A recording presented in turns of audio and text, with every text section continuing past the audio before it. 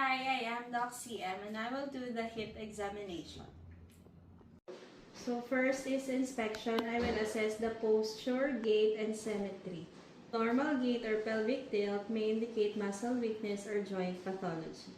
Okay. After inspection is palpation. I will palpate the iliac crest and the anterior superior iliac spine and the greater trochanter and sacroiliac joint. Tenderness over the greater trochanter may indicate bursitis. Next is the range of motion. So I will assess the flexion, extension, abduction, adduction, internal rotation, and external rotation. So pain or limitation may suggest joint disease. Next is the Trendelenburg test. I will ask the patient to stand on one leg. Okay, so if the pelvis drops on the opposite side, this indicates a positive test suggesting gluteus medius weakness. So first is the Faber test. To perform the Faber test, I will place the patient's leg in flexion and then abduction and external rotation, resting the ankle over the opposite knee and gently press down on the flexed knee. So if there is pain in the groin, it indicates hip joint pathology, while pain in the back suggests sacroiliac involvement. Next is the log roll test. So I will gently roll the leg internally and externally while the patient is relaxed. So pain suggests intra-articular hip pathology. So the Fadir test is I will flex the hip to 90 degrees, then adduct and internally rotate it.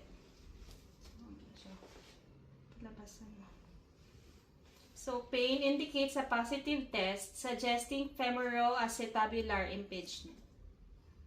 The Thomas test. So I will ask the patient to pull one knee to the chest while lying supine.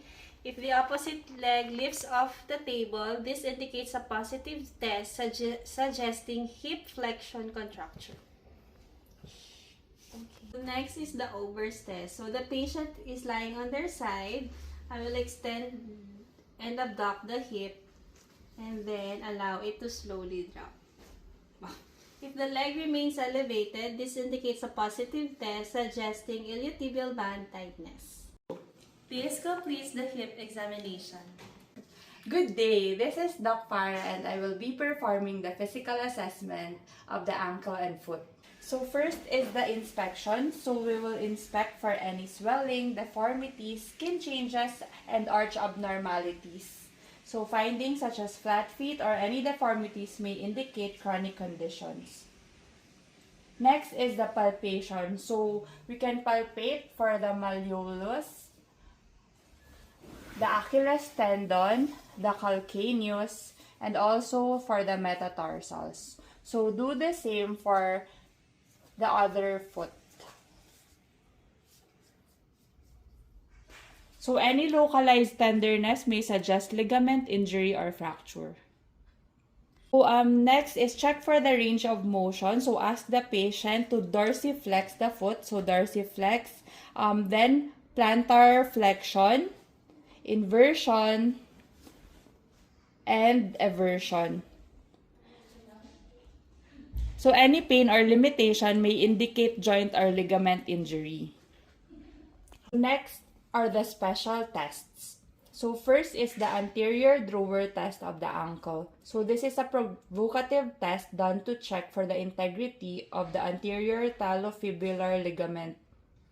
So one hand holds the leg down while the other hand pulls the foot upwards and anteriorly.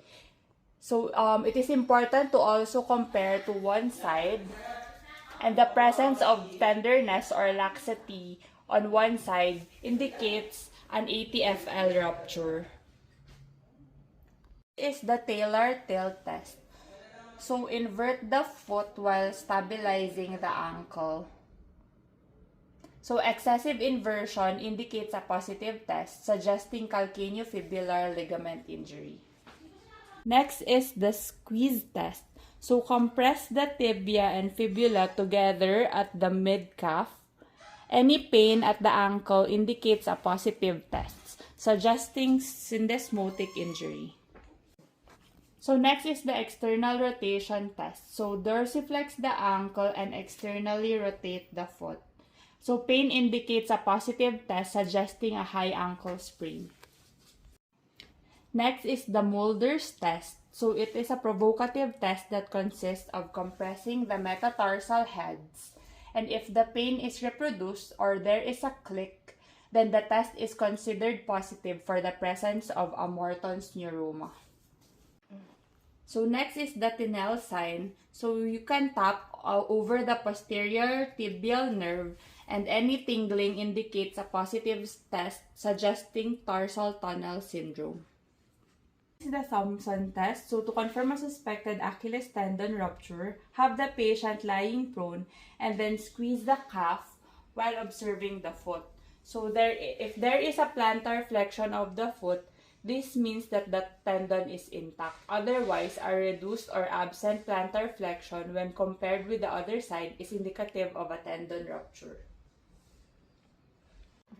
So next is the windlass test. So dorsiflex the big toe while the patient is standing, and any heel pain indicates a positive test suggesting plantar fasciitis. So this completes the ankle and foot examination. Thank you.